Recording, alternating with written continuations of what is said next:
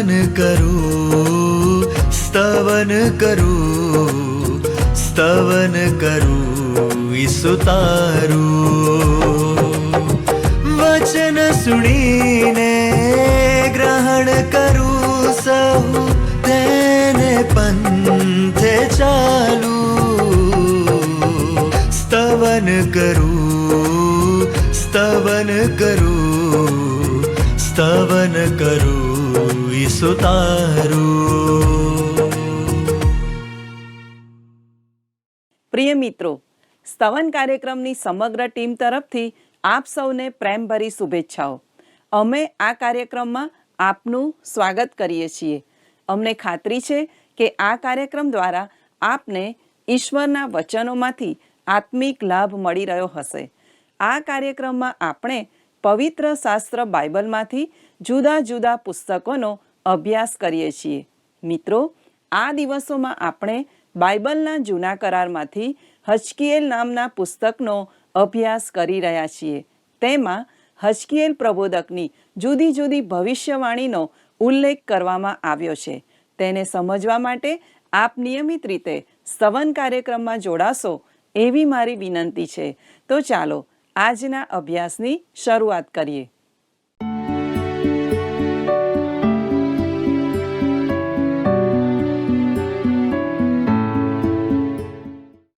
નમસ્કાર પ્રિય મિત્રો, આપ અમારી સાથે નિયમિત રીતે સ્તવન બાઇબલ અભ્યાસમાં જોડાયેલા રહો છો, તેથી મને ખૂબ આનંદ થાય છે. આજના પ્રસારણમાં આપણે હજકીએલને ઈશ્વર તરફથી જે તેડું આપવામાં આવ્યું તે વિશે શીખીશું. ભલા મિત્રો, હજકીએલના 2 અધ્યાય અને 3 અધ્યાયની 1 થી 14 કલમોનો આજે આપણે અભ્યાસ કરવાના છીએ. જો તમારી પાસે પવિત્ર ગ્રંથ બાઇબલ છે તો તમારું બાઇબલ ખુલ્લું રાખશો એવી મારી વિનંતી છે. મિત્રો, હજકીએલ 2 અને 1માં લખ્યું છે, તેણે મને કહ્યું, હે મનુષ્ય પુત્ર, તારા પગ પર ઊભો રહે, એટલે હું તારી સાથે વાત કરીશ. મિત્રો, હજકીએલે દર્શન જોયા પછી ચોક્કસ તે ઈશ્વરની આગળ ભૂમિ સુધી નમી ગયો હશે. હવે જે કામ માટે ઈશ્વરે તેને બોલાવ્યો હતો તેનું તેડું, કાર્યની સોંપણી અને સામર્થ્ય તે પામવાનો હતો. મિત્રો, અહીં લખ્યું છે, હે મનુષ્ય પુત્ર, એટલે ઈશ્વર તેને માણસના પુત્ર તરીકે સંબોધે છે. હજકીએલના પુસ્તકમાં આ નામ બરાબર 100 વાર મળી આવે છે. દાનિયેલને પણ માણસનો પુત્ર કહેવાયો હતો. આ નામ ફક્ત આ 2 પ્રબોધકોને જ અપાયા છે. પ્રભુ ઈસુ ખ્રિસ્તે પણ આ નામ પોતાને માટે વાપર્યું હતું. તેમને માટે નવા કરારમાં આ નામ 86 વાર વાપરવામાં આવ્યું છે. આ નામ તેમના નકાર, તેમનું અપમાન, નમ્રતા અને તેમના ઊંચા કરાવવાના સંબંધમાં વપરાયું છે. તે મનુષ્ય પુત્ર છે.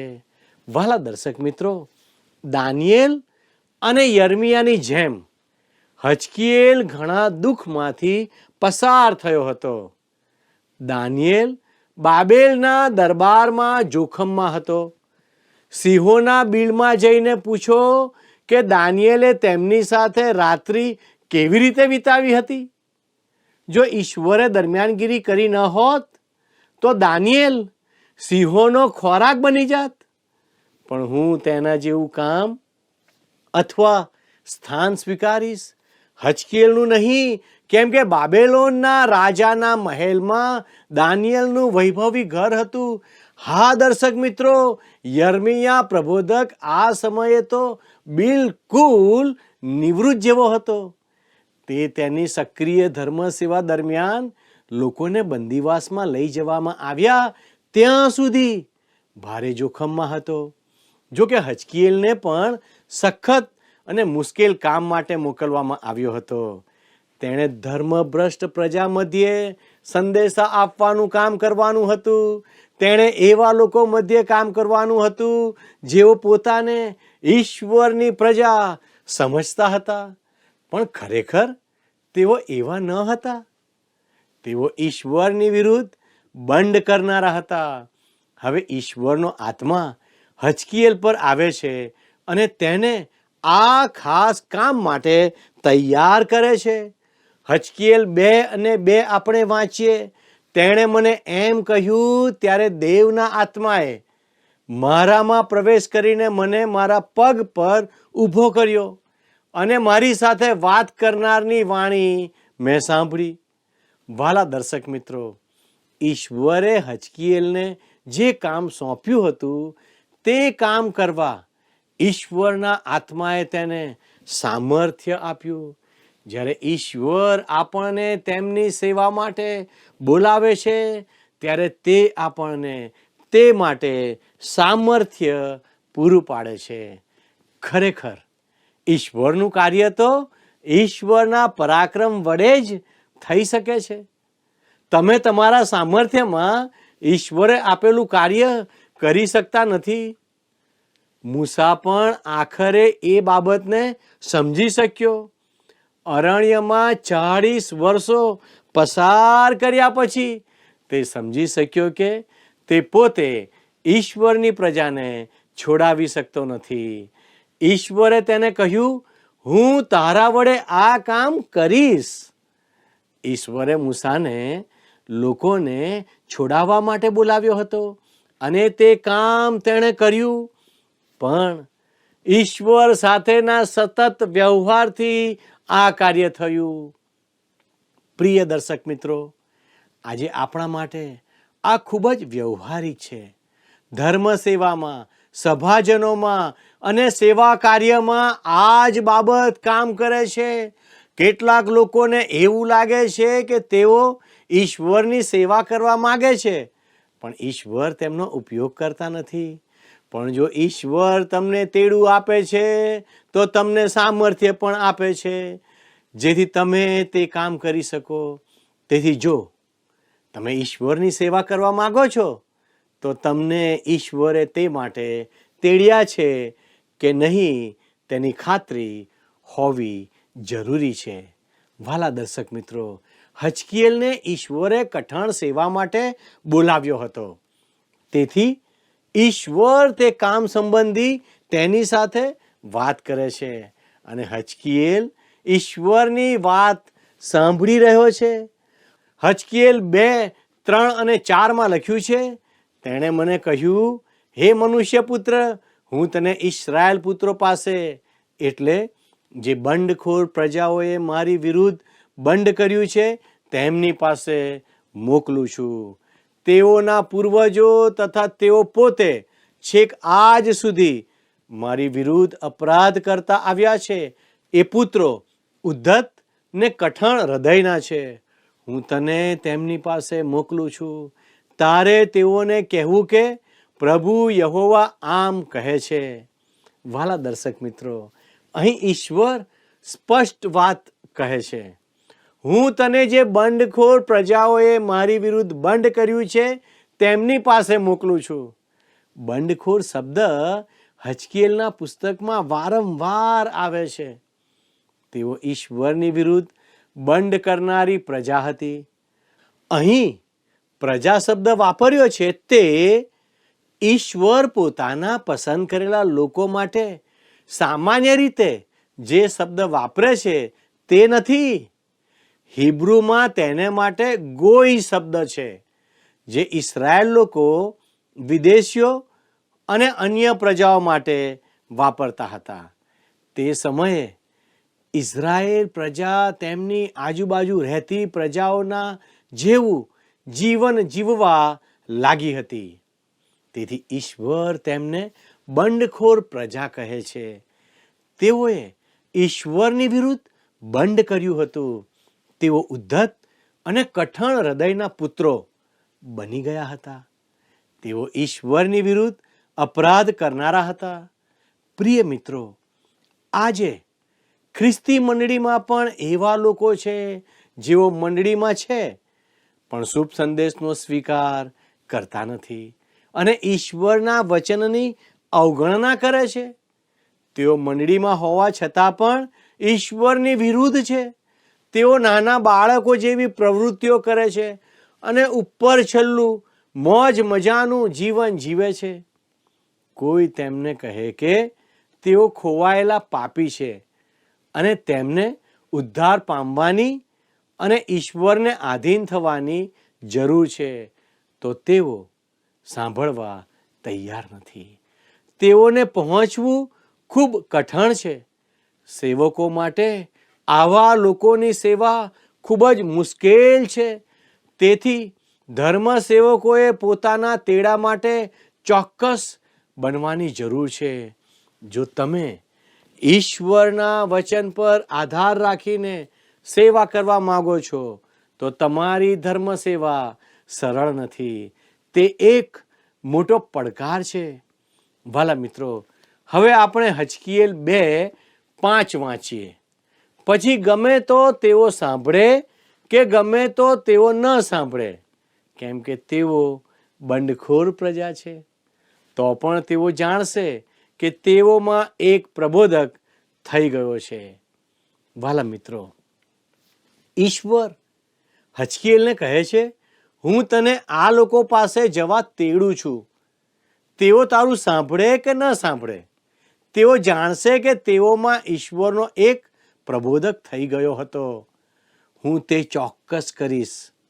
તેઓ તેની સાથે સંમત નહીં થાય તો પણ હજકીએલ નહીં હોય ત્યારે તેઓ કહેશે કે એક પ્રબોધક તેઓ મધ્ય હતો. હા, આ પણ અગત્યનું છે કે ધર્મસેવક ના હોય ત્યારે પણ લોકો યાદ કરે કે આપણને એક સેવકે ઈશ્વરનું વચન જણાવ્યું હતું. હિબ્રોનો પત્ર 13મો અધ્યાય 7મી કલમમાં આવી જ એક સલાહ આપી છે. જેઓ તમારા આગેવાન હતા, જેઓએ તમને ઈશ્વરની વાત કહી છે, તેઓનું સ્મરણ કરો અને તેઓના ચારિત્રનું પરિણામ જોઈને તેઓના વિશ્વાસનું અનુકરણ કરો. પ્રિય મિત્રો, હજકીએલ 2:6 આ પ્રમાણે કહે છે, હે મનુષ્ય પુત્ર, જો કે તને ઝાંખરા તથા કંટાળાનો સંગ થાય ને વિચ્છુઓમાં તારે રહેવું પડે, તો પણ તારે તેઓથી બીવું નહીં ને તેમના શબ્દોથી પણ ડરવું નહીં. જો કે તેઓ બંડખોર પ્રજા છે, તો પણ તેઓના શબ્દોથી તારે બીવું નહીં ને તેઓના ચહેરાથી ગભરાવું નહીં. અહીં સ્પષ્ટ રીતે જણાય છે કે હજકીએલ પર જોખમ આવવાનું હતું, પણ ઈશ્વરે કહ્યું, તેઓથી ડરીશ નહીં કે તેઓના શબ્દોથી પણ ડરીશ નહીં.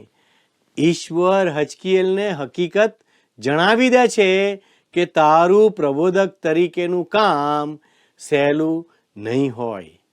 વાલા મિત્રો, હવે 3જા અધ્યાયમાં કઠણ કામ માટે અને મુશ્કેલ ફરજ માટે હજકીએલ પ્રબોધકની તૈયારી જોવા મળે છે. હજકીએલ કરતાં યર્મિયા જુદા જ પ્રકારનો વ્યક્તિ હતો. યર્મિયા ભાંગેલા હૃદયનો પ્રબોધક હતો અને ઘણીવાર તે રડતો અને આંસુ વહેવડાવતો હતો. ઇતિહાસના તે કટોકટીના સમયે ઈશ્વરને આવા યર્મિયાની જરૂર હતી કે જેના દ્વારા લોકો જાણે કે તેઓને બંદીવાસમાં મોકલતા ઈશ્વરને દુઃખ થતું હતું. તેમનું હૃદય ભાંગી જતું હતું. હવે લોકો તો બંદીવાસમાં ગયેલા હતા અને તેઓ કડવાશ ભર્યા અને બંડખોર બની ગયા હતા. તેમ છતાં આ સમયે મંદિરને બાળી નાખવામાં આવ્યું ન હતું અને યરૂશાલેમનો નાશ કરાયો ન હતો. આ બંદીવાસીઓની ટોળી બાબિલમાં આવી પહોંચે તે પછી 7 વર્ષ પછી યરૂશાલેમનો નાશ થવાનો હતો. તેથી જૂઠા પ્રબોધકો બંદીવાસીઓને કહેતા હતા કે તેઓ ઈશ્વરના લોકો છે અને તેઓ વતનમાં પાછા જશે. તેઓ હજકીએલને કહેતા, તું કોણ કે અમને આ વચનો આપે?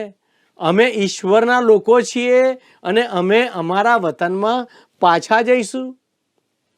અમે લાંબો સમય બંદીવાસમાં રહેવાના નથી. પણ ઈશ્વરે હજકીએલને કહ્યું હતું, તું જઈને તેઓને કહે કે તેઓ પાછા વતનમાં જઈ શકશે નહીં. યર્મિયાએ કહ્યું હતું તે મુજબ તેઓ 70 વર્ષ બંદીવાસમાં રહેશે. તેઓ બાબિલમાં 70 વર્ષ સુધી રહેશે અને તેઓને પાણીની નહેરો, ખેતરો અને મકાનો બાંધવા માટે સખત મહેનત મજૂરી કરવી પડશે. હજકીએલ 3:1 આપણે વાંચીએ.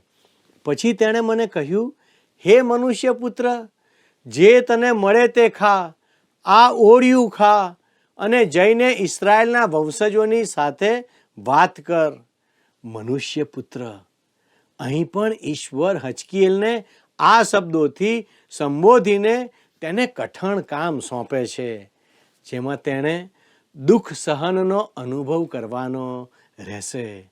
જે તને મળે તે ખા, આ ઓળિયું ખા અને જઈને ઇઝરાયેલના વંશજોની સાથે વાત કર. આ ખાસ પ્રકારનું પોષણ હતું. તેણે ઈશ્વરનું વચન ખાવાનું હતું. પ્રિય મિત્ર, ઈશ્વરનું વચન આપણા શરીર અને જીવનનો ભાગ બનવા જોઈએ. જો કોઈ માણસનું હૃદય ઈશ્વરના વચનમાં નથી અને ઈશ્વર જે કહે છે તે દરેક વચન જો તે માનતો નથી, તો તેણે તેનો ઉપદેશ ન કરવો જોઈએ. પુલપિટ તો ઈશ્વરનું વચન પોકારવાનું સ્થાન છે. વાલા મિત્રો, હજકીએલ 3:2-3 જણાવે છે, એથી મેં મારું મુખ ઉઘાડ્યું ને તેણે મને તે ઓળિયું ખવડાવ્યું. વળી તેણે મને કહ્યું, હે મનુષ્ય પુત્ર, આ ઓળિયું જે હું તને આપું છું તે ગળી જઈને પાચન કર. ત્યારે મેં તે ખાધું અને મારા મોંમાં તે મધ જેવું મીઠું લાગ્યું. પ્રિય મિત્રો, સારા પોષણ માટે ઈશ્વરના વચનોનો અભ્યાસ કરો.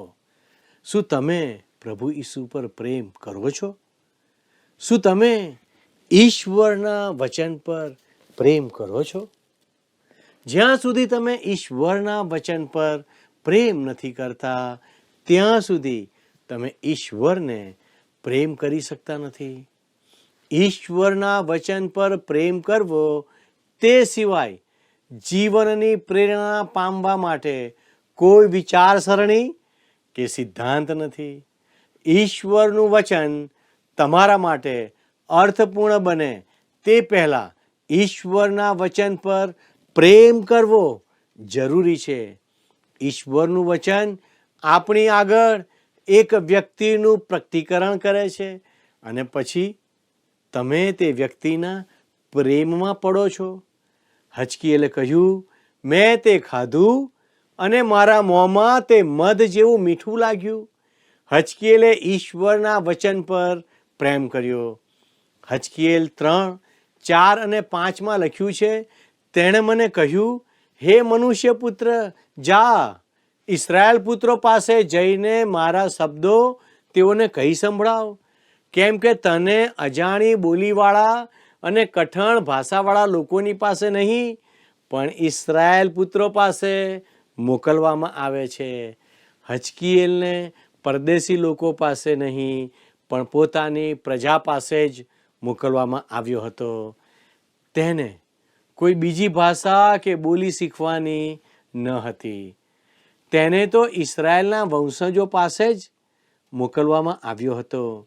તેની જ ભાષામાં તેણે બોલવાનું હતું. હજકીએલ 3:6-7 જણાવે છે, અજાણી બોલી તથા મુશ્કેલ ભાષા બોલનાર ઘણી પ્રજાઓ કે જેઓના શબ્દો તું સમજી નથી શકતો તેઓની પાસે નહીં.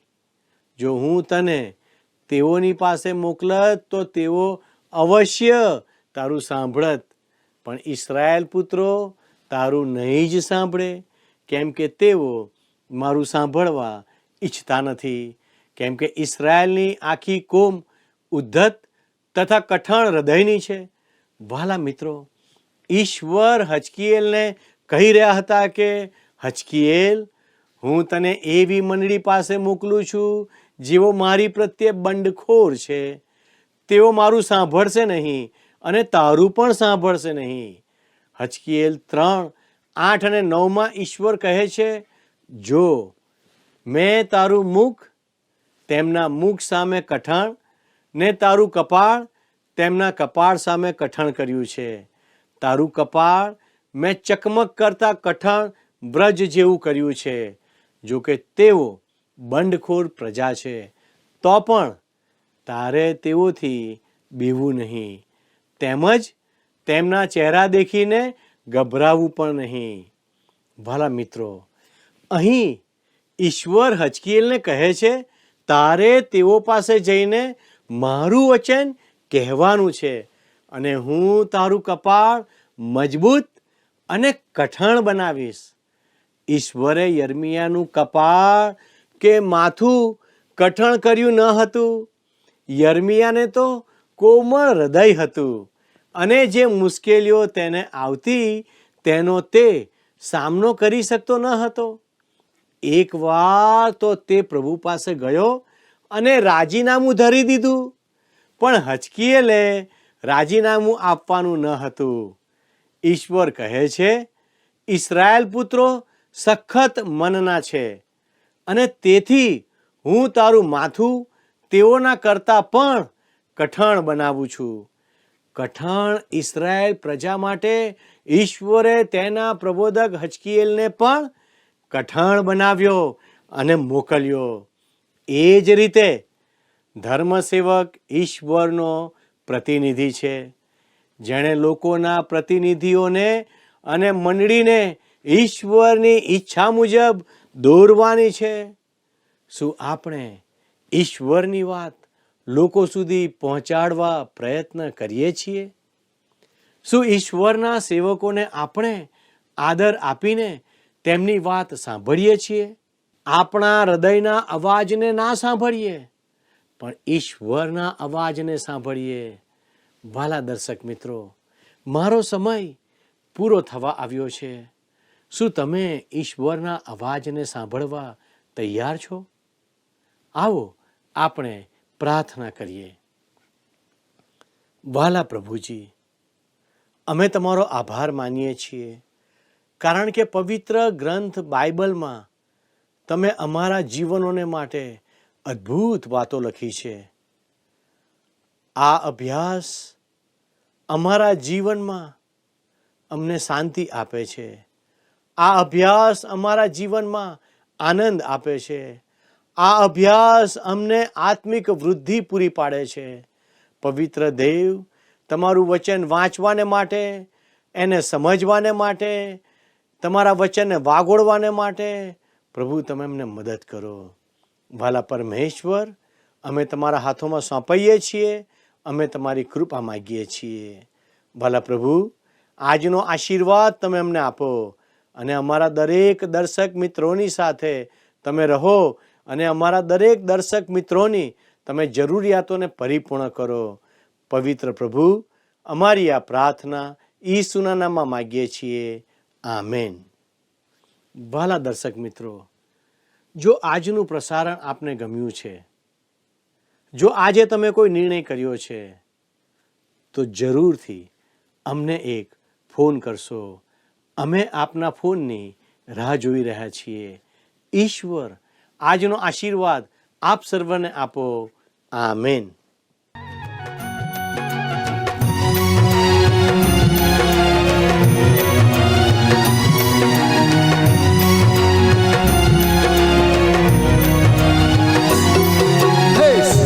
સુણો ત્રાતાની આ વાત જો, તારણના ભોજનમાં સૌને નોતરો. સુણો ત્રાતાની આ વાત જો, તારણના ભોજનમાં સૌને નોતરો. સુણો ત્રાતાની આ વાત જો, તારણના ભોજનમાં સૌને નોતરો. સુણો ત્રાતાની આ વાત જો, તારણના ભોજનમાં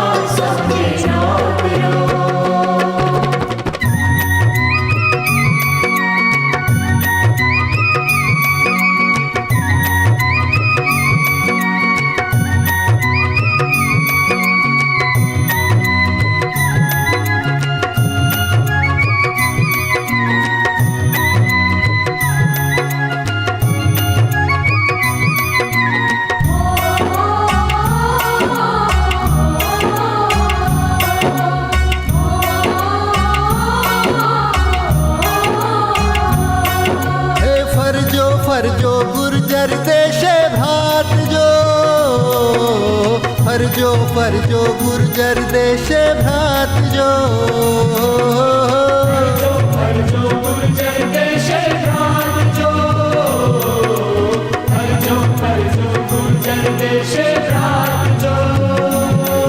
હે ફરજો ફરજો ગુર્જર દેશે ભ્રાત જો તારણના ભોજનમાં સૌને નોતરો ફરજો ફરજો ગુર્જર દેશે ભ્રાત જો તારણના ભોજનમાં સૌને નોતરો હે સુણો સુણો ત્રાતાની આ વાત જો તારણના ભોજનમાં સૌને નોતરો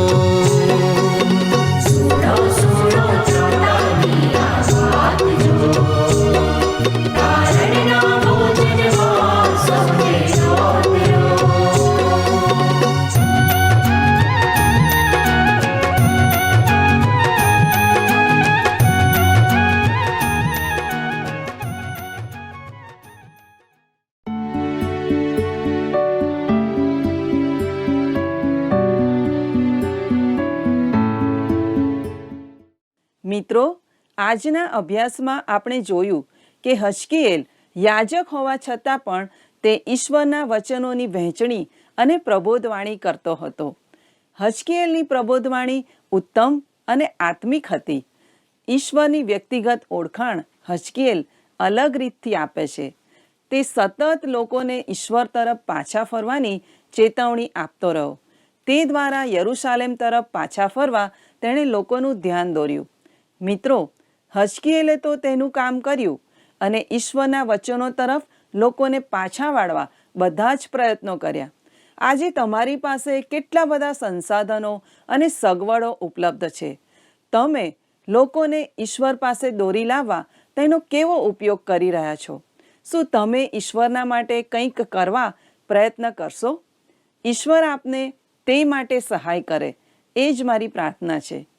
વ્હાલા મિત્રો, આજનો પ્રશ્ન છે, હજકીએલની સાથે બીજા કયા પ્રબોધકને માણસના પુત્ર તરીકે સંબોધવામાં આવ્યો છે? એ. દાનિયેલ, બી. મૂસા, સી. ઇબ્રાહીમ, ડી. એલિયા.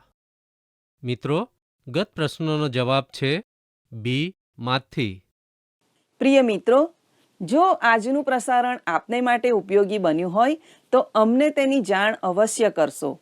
આપના મિત્રોને પણ આ કાર્યક્રમ સંબંધી જાણ કરશો. અમારી સાથે જોડાયેલા રહેશો અને આપના પ્રતિભાવો અમને અવશ્ય જણાવશો. અમારો સંપર્ક નંબર છે 94 29 37 56 10 9429375610. આજના પ્રશ્નનો જવાબ પણ અવશ્ય અમને મોકલી આપશો. ધન્યવાદ. શું તમને આ કાર્યક્રમ ગમ્યો? અત્યારે જ અમને મિસ કોલ કરો.